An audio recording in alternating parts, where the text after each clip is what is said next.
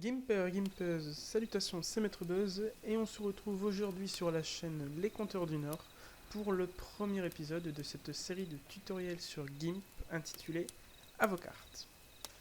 Donc ce premier épisode se découpera en deux parties. Tout d'abord nous expliquerons rapidement le fonctionnement de ce logiciel, puis nous ferons un fond à cette carte que nous allons réaliser au fur et à mesure des épisodes. Donc dans un premier temps, quand vous allez quand vous allez lancer le logiciel, vous allez obtenir quelque chose comme ça, assez fragmenté. Donc je l'ai fait, je me suis mis comme ça exprès pour vous montrer comment faire. Donc fenêtre, mode de fenêtre unique, vous cochez pour valider et vous obtiendrez donc ce format complètement uni du logiciel qui ça sera tout de suite plus clair pour vous pour travailler. Le logiciel donc se découpe en plusieurs fenêtres. Donc à gauche, nous avons tout ce qui est boîte à outils. Je vais agrandir ça, voilà. Tous les outils qui sont ici. Donc il y en a qui ne seront pas toujours très utiles. Il y a ceux qu'on utilise d'habitude, crayon, pinceau, ce qu'on appelle l'aérographe qui permet de faire des dessins comme ça. Comment je peux dire ça? Comme un pistolet à peinture. Donc forcément la gomme, des outils de dégradé, du texte, et après d'autres outils qu'on verra au fur et à mesure des épisodes, ce sera peut-être plus simple car on les utilise pas tout le temps. Après, il y a une fenêtre ici à gauche, c'est la même que celle qui est en haut à droite, c'est juste que pour moi je trouve que c'est plus lisible de mettre en bas à gauche tout ce qui concerne les calques et après le reste en haut à droite les autres outils. Donc l'outil le plus important, ça sera option des outils qui permet de varier tout ce qui est taille, proportion, angle de vos brosses. Et après là, ce sont les onglets ouverts par défaut du logiciel. Si vous voulez rajouter un onglet, vous cliquez là, ajouter un onglet et vous avez tous les onglets possibles. Après, c'est à vous de faire votre configuration à vous. Vous pouvez remarquer aussi que là j'ai encore une autre fenêtre qui est la même que celle-là et celle-ci. Avec ici brosse motif dégradé. Je les utiliserai probablement pas souvent parce que les brosses on peut les modifier directement là. Et les dégradés, peut-être les dégradés, mais on les utilise pas. C'est pas vraiment quelque chose qu'on utilise tout le temps les dégradés.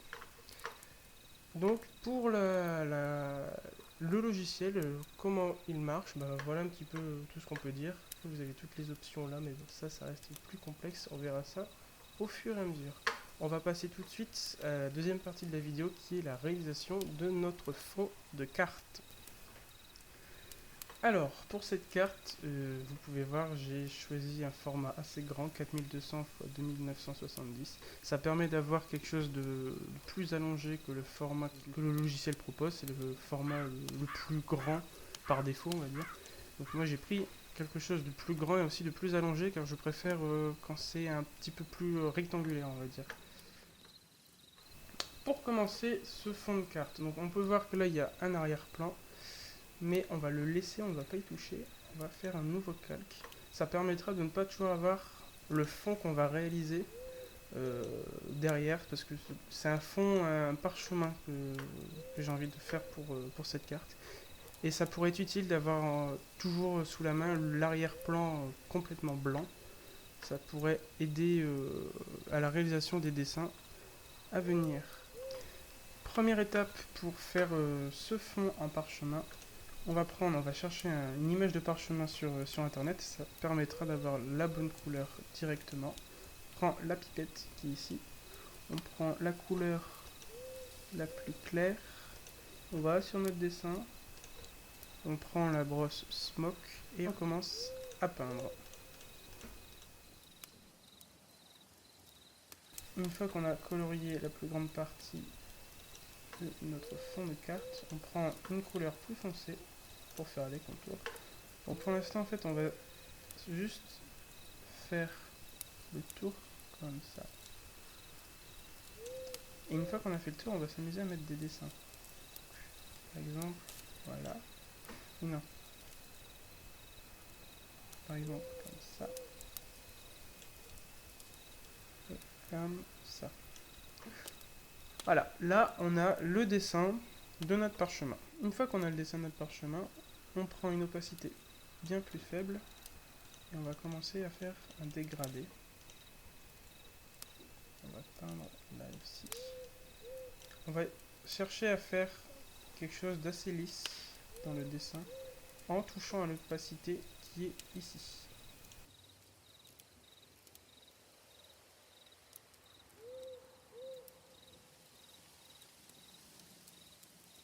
Une fois que on a fait quelque chose d'assez lisse, bon, vous pouvez voir à l'écran que c'est pas non plus des plus lisses, hein, mais une fois qu'on a fait ça avec la couleur foncée, on va faire ça maintenant avec la couleur claire. Et c'est en alternant un coup couleur foncée et un coup couleur claire que petit à petit le dessin, enfin le parchemin va prendre forme.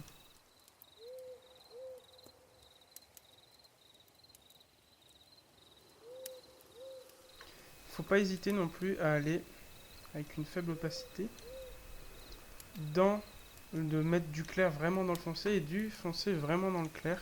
Le dégradé sera beaucoup plus lisse.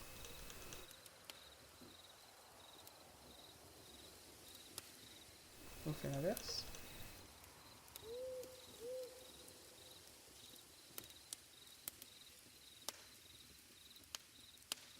Voilà, et ainsi de suite comme ça. On va donner plusieurs couches à ce dégradé. Et voilà, une fois qu'on a un dégradé assez convaincant, on va dire, pour donner un parchemin assez convaincant, étant donné que ça sera un parchemin de cartes, j'ai plus envie, moi, du moins, de faire quelque chose d'assez clair au centre pour vraiment rendre la carte le plus lisible possible. Donc, on va prendre la couleur là, on va l'éclaircir un maximum, on va mettre un peu d'opacité, et là, on va rééclaircir à partir du centre. Donc, le centre, l'opacité sera grande, et petit à petit, on va baisser l'opacité. C'est comme si vous faisiez un motif dans votre fond, et petit à petit, vous tournez autour en bidouillant l'opacité et en faisant des formes comme ça pour éclaircir le tout.